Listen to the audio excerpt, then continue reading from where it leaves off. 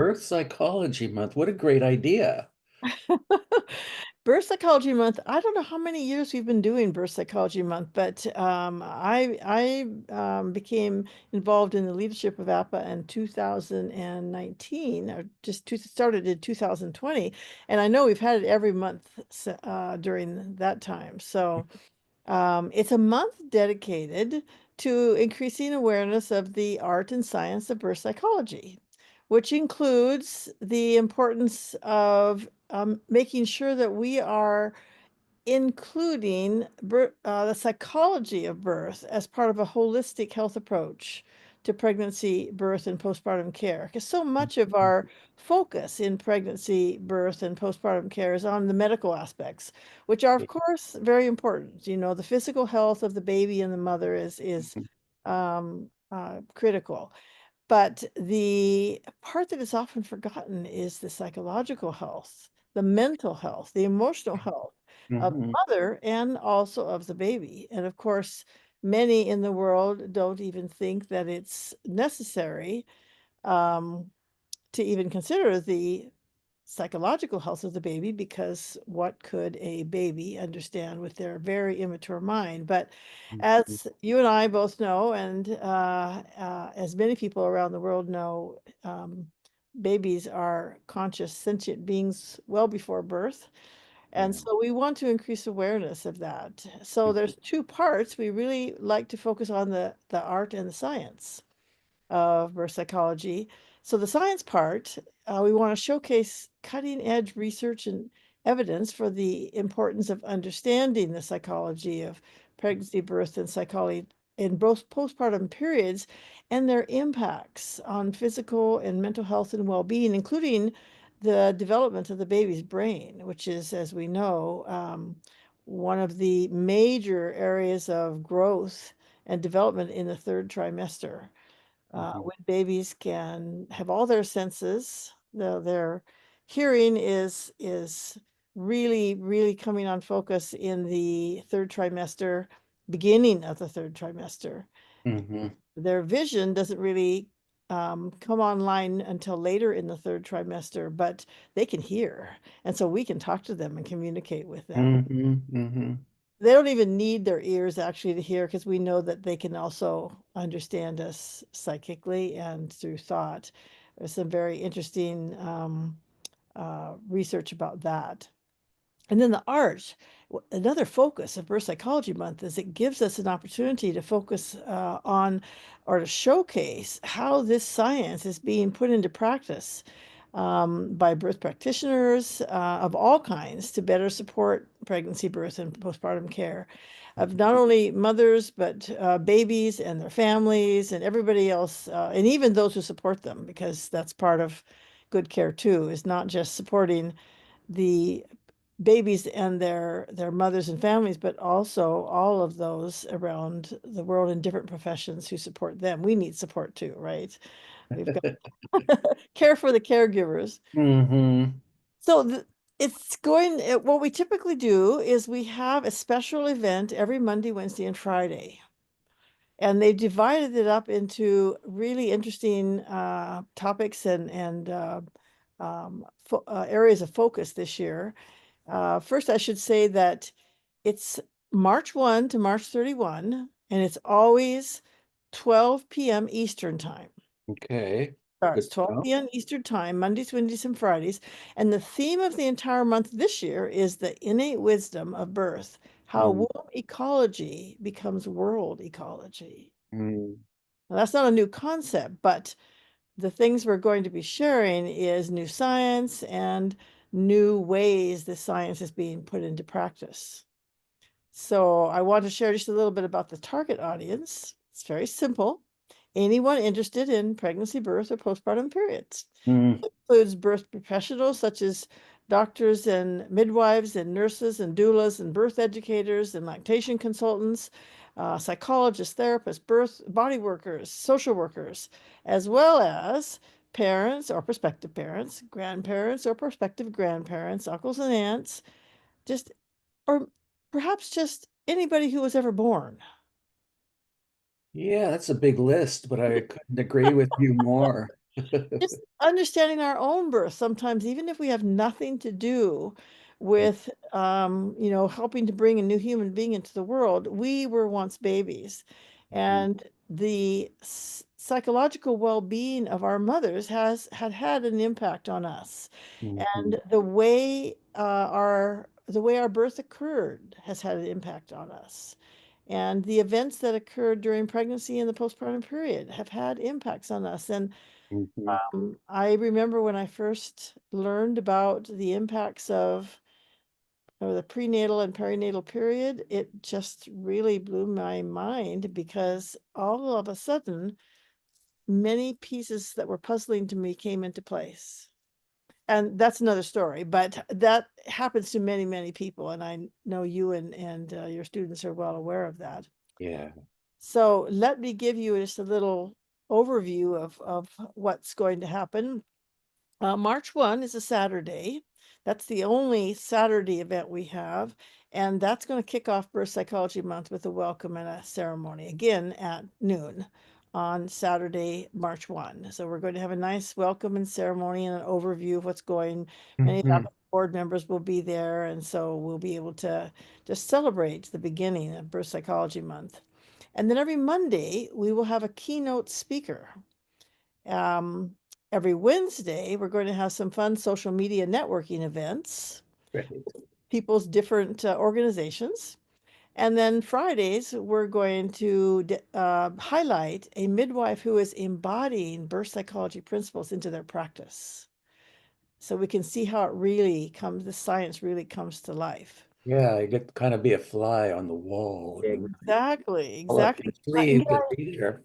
And get ideas of ways in which people can put how these things can be lived, these principles can be Yeah.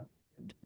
Now Hmm. the whole month is free, and so whatever time zone people live in, we will have a day or two afterwards that people can listen in Hmm. their own time zone. But every event is free on Monday, Wednesday, Friday. However, if people want to purchase a recording a package, we have a very affordable recording package of $50 for every single recording on Monday, Fantastic. Wednesday, and Fridays through until March 1, so really only a couple days. And how many total recordings would that be? Quite a few, right? Let's see, 1, 2, 3, 4, 5, 6, 7, 8, 9, 10, 11, 12, probably. Yeah, Yeah, it's like $5 a recording. And what a deal. I know. That's less than that. And then through the month of March, it'll be $75, which is still a very good price for all those recordings. And then you will, have it forever. And I believe that there is a extended period of time in which you can get it for a little bit higher price later on. But Okay. those are the things you'd want to know there. Now, I can tell you a little bit about the specific speakers as well. Sure. The first keynote speaker on Monday, March 3 will be Robin Lim. Now, she's a renowned midwife and humanitarian who is exploring birth's profound connection to planetary well-being. And the title of her keynote address is going to be The Impact of Disasters and Conflicts on Mother Babies and Earth's Future. A very Mm, relevant presentation. And if anyone knows Robin Lynn, you know you're in for a treat when you hear her speak. Then on Monday, March 10, we're going to have Dr. Bonnie Goff, a developmental psychologist, presenting Wired for Stress, How Maternal Mental Health Shapes Fetal Development. mm, Um, and then on March 17, we'll have Carson Mayer, who's a doula, and her presentation is Growing Together, Planting Seeds for a Healthier Future. And she's going to dive into supporting mothers on a path of a healthy, empowered, and harmonious pregnancy, birth, and postpartum. Then on March 25, we're going to have Charlotte Brielle, founder of Wombs of the World, presenting Culture is Dynamic, but Birth is Universal. Well, there's a thought. Culture is Lord. dynamic, but birth is universal. And it will be a powerful journey through maternal health landscapes in Tanzania, Ecuador, South Africa, and Mexico. Interesting. I know that I'm going to miss a few of these because of my work schedule, but I'm definitely going to listen to these Mhm. recordings because they are fascinating.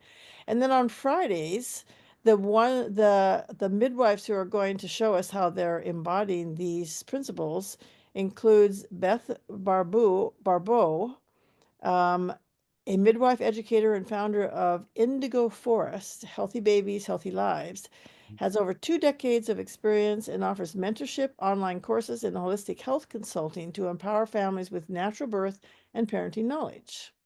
So that's Friday, March 7th. Then Friday, March 14, we have Maren Green, who's a midwife and founder of Indie Birth Association and an advocate for autonomous and traditional midwifery. Then on March 21, we'll have Lisa Marie Sanchez Oxenham, who has 25 years of experience and brings a deeply personal and intuitive approach to birth work. She is known for talking to babies, honoring the unseen, and trusting the process. I love that. Yeah. And then the last Friday will be Bliss Young, who is a home birth midwife, educator, and advocate for intuitive autonomous birth experiences. Mm. She works with an obstetrician in Los Angeles area and specializes in breech, twin, and VBAC births. Well, also, Oh, those are the complex ones, those aren't are the complex one, yes. And so I'm glad to hear she's working with an obstetrician. She also works to preserve the sacred traditions of midwifery through mentorship and the Bridge Midwives Project. they? Good for her. But then on Wednesdays, like I said, we're going to be doing some really fun uh, networking with social media. And Wendy Bruns, our communication and outreach director, is a master at social media. So I'm looking forward to what she's going to be doing. Yeah, she's great. Yes, she is. Yes, I'm so glad you're well, did you have something else you wanted to put in? No, I'm just saying that there's going to be an opportunity for discussion and some deep conversations, listening to these insights and powerful stories. And I think it's going to be something that's not only something we can just learn from listening, but also there'll be some interaction too, some opportunities for Mhm. interaction. Mhm. So I'm excited. Oh, it's just so great.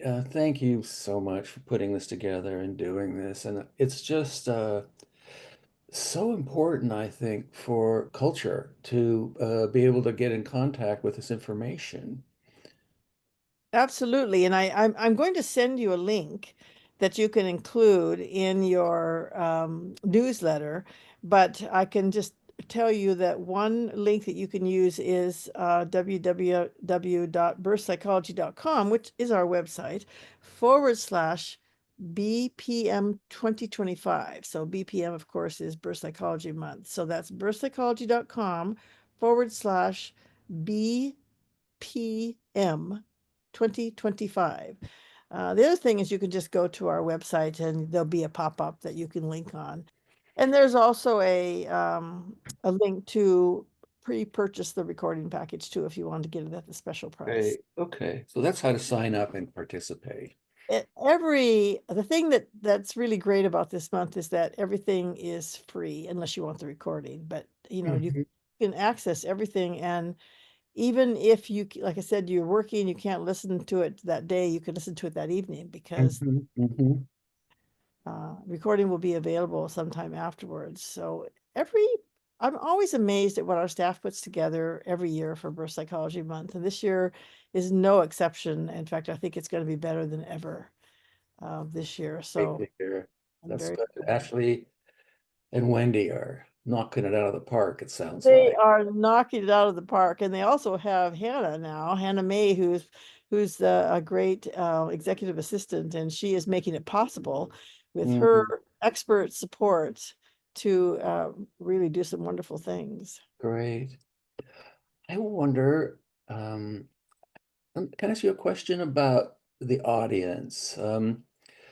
In KTBT world, we suddenly realize, wow, our real audience are women of childbearing age. They're the ones who are going to purchase these things, hire us, hire midwives, hire doulas, and they're the ones whose children are going to create a sustainable world. And so I love the idea of how womb ecology affects world ecology. And I'm wondering what can we do, Raylene, to reach these women of childbearing age, mothers to be or very young new mothers?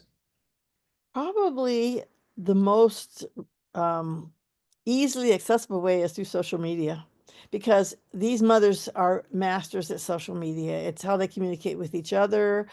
Um, it's how they learn new things. It's how they find entertainment. Um, Hmm. I think that having a a really robust social media program about these topics is critical to this day and age because people don't read books as often. Many people still do. I love books. I just love having them in my hands, I turning like to turn pages, pages and dog ear them. smelling and Underline. smelling them and dog ear and underlining. But it's kind of dates us because that's all we had.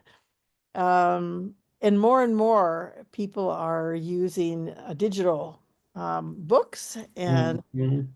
access to YouTube video and digital recordings. And it's a very legitimate and far-reaching and efficient way to share information.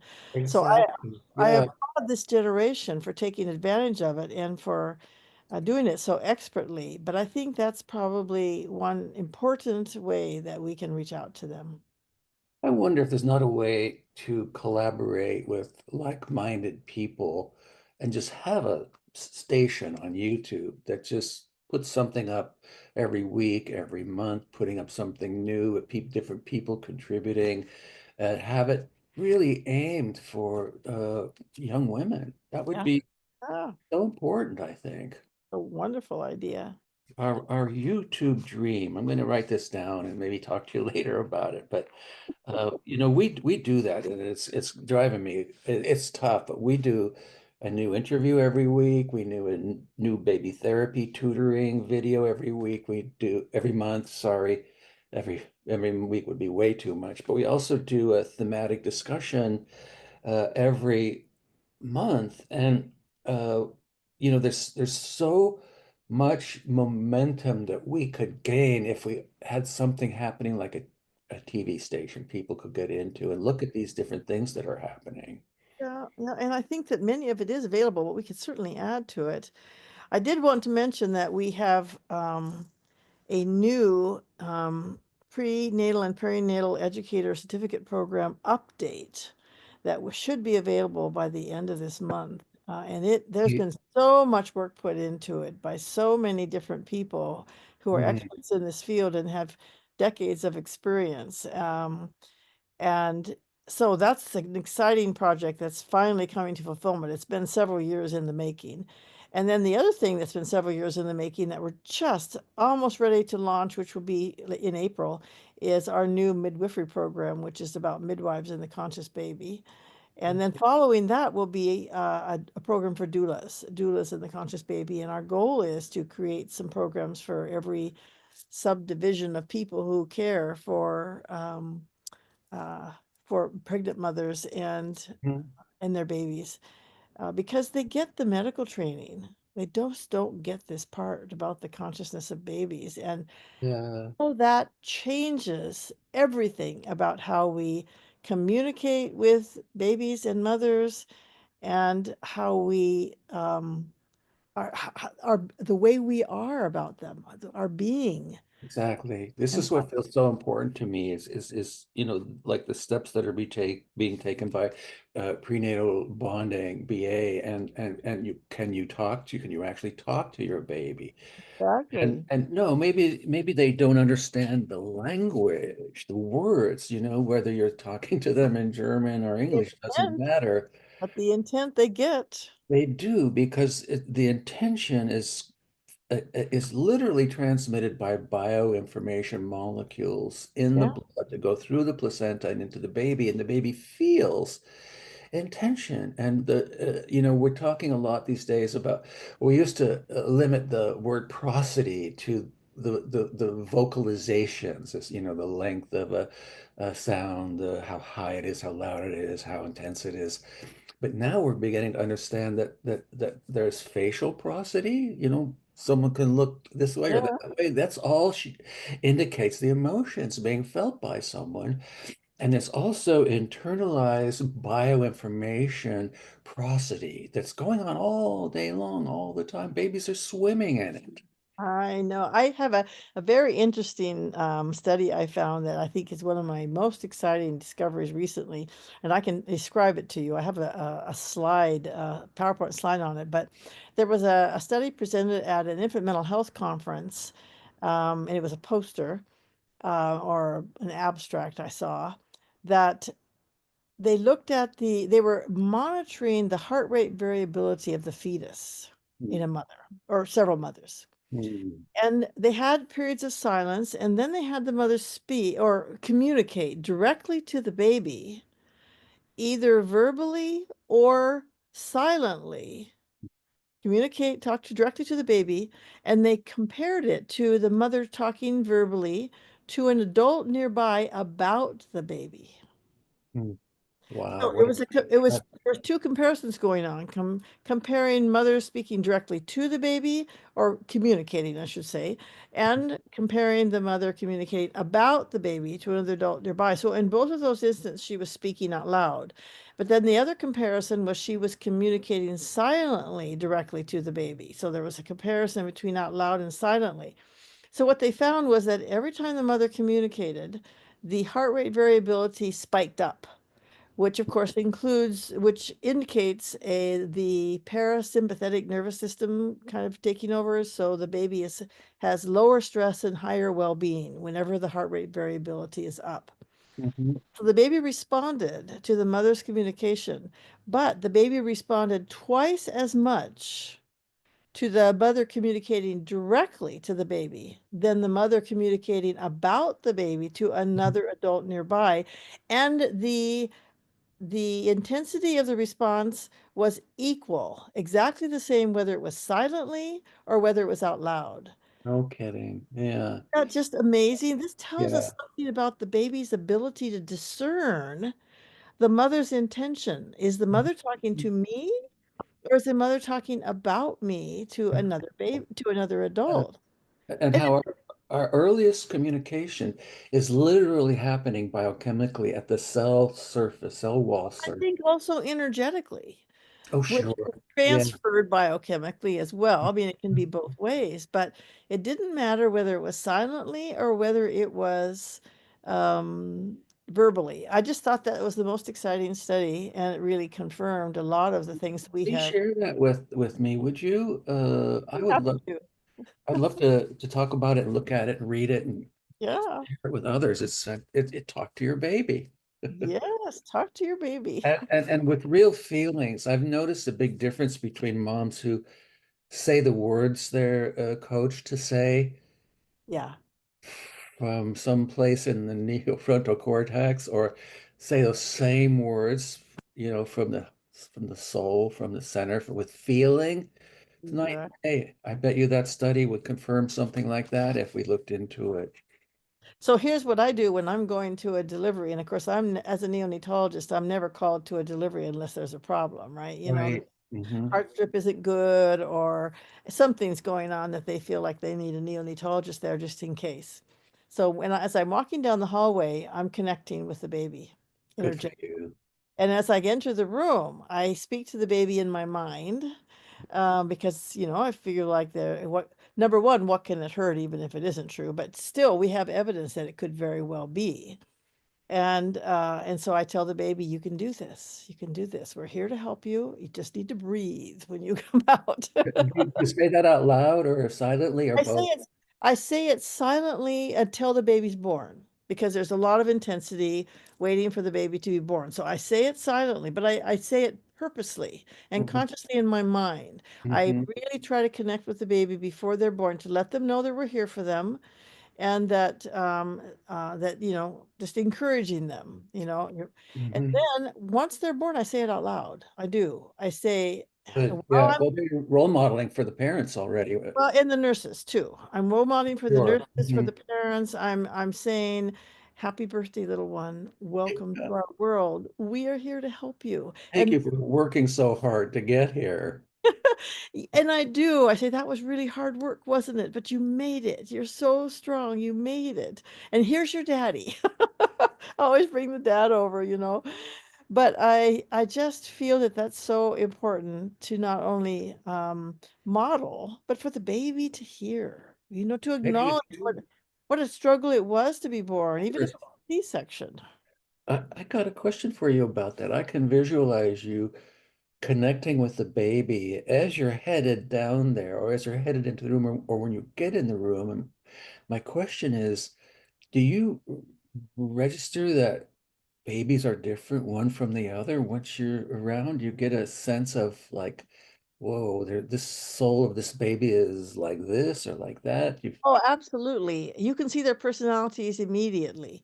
Some babies are exhausted. Well, many babies are exhausted when they're first born, but some have really good tone, and you can see in their eyes. Like there was one baby I saw who was just kind of startled, just kind of, what just happened type of look, you know, in their eyes. like, And and this baby didn't breathe right away. But I could see they were there. You know, I mean, they were there.